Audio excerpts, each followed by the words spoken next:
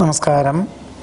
മൂലം നക്ഷത്രത്തിൽ ജനിച്ചവർക്ക് ഡിസംബർ മാസത്തിൽ ആദ്യത്തെ പകുതിയിൽ തൊഴിൽ നഷ്ടത്തിന് യോഗമുണ്ട്. വ്യാപാരത്തിൽ മാന്ദ്യം അനുഭവപ്പെടും. വാഹന ഉപയോഗത്തിൽ വളരെ ശ്രദ്ധിക്കേണ്ടതാണ്.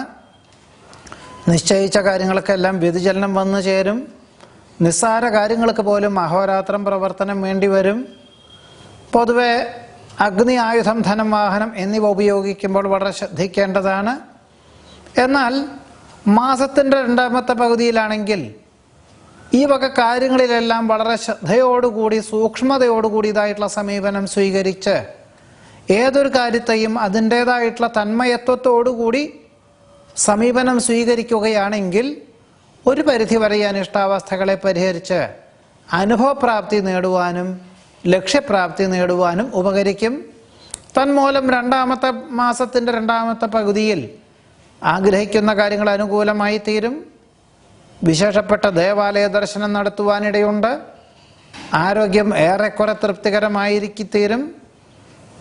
സാമ്പത്തിക വിഷയത്തിൽ കടം വാങ്ങുവാനുള്ള സാഹചര്യത്തിൽ നിന്നും പിന്മാറുവാൻ സാധിക്കും. വ്യാപാരത്തിലെ മാന്ദ്യമായിട്ടുള്ള ഒരു അവസ്ഥാവിശേഷം ഒഴിഞ്ഞു പോകുവാനിടയുണ്ട്. അന്തിമ നിമിഷത്തിൽ വിദേശയാത്രയ്ക്ക് അനുകൂലമായ അനുമതി ലഭിക്കും. എന്നാൽ പലപ്പോഴും മാസം മുഴുവനും തൊഴിൽപരമായിട്ടുള്ള മേഖലകളിൽ അഹോരാത്രം പ്രവർത്തിക്കേണ്ടതായ സാഹചര്യങ്ങളും അവധി ദിനങ്ങളും ജോലി ചെയ്യേണ്ടതായ സാഹചര്യങ്ങളും ഉണ്ടായിത്തീരും.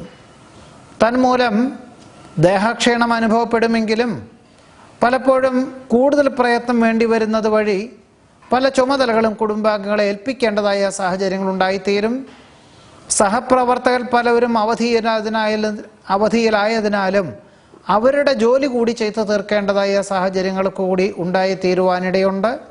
തന്മൂലം മാനസികമായിട്ടുള്ള പല വിഭ്രാന്തികൾ വന്നു ചേരുമെങ്കിലും ഈശ്വര പ്രാർത്ഥനകളോടുകൂടി തന്മയത്വത്തോടുകൂടിയതായിട്ടുള്ള സമീപനം സ്വീകരിച്ച് ചെയ്യുന്ന കാര്യങ്ങളിലെല്ലാം ഏറെക്കുറെ അനുകൂലമായിട്ടുള്ള ഫലങ്ങൾ മൂലം നക്ഷത്രക്കാർക്ക് ഈ ഡിസംബർ മാസത്തിൽ വന്നു ചേരുവാനിടയുണ്ട്.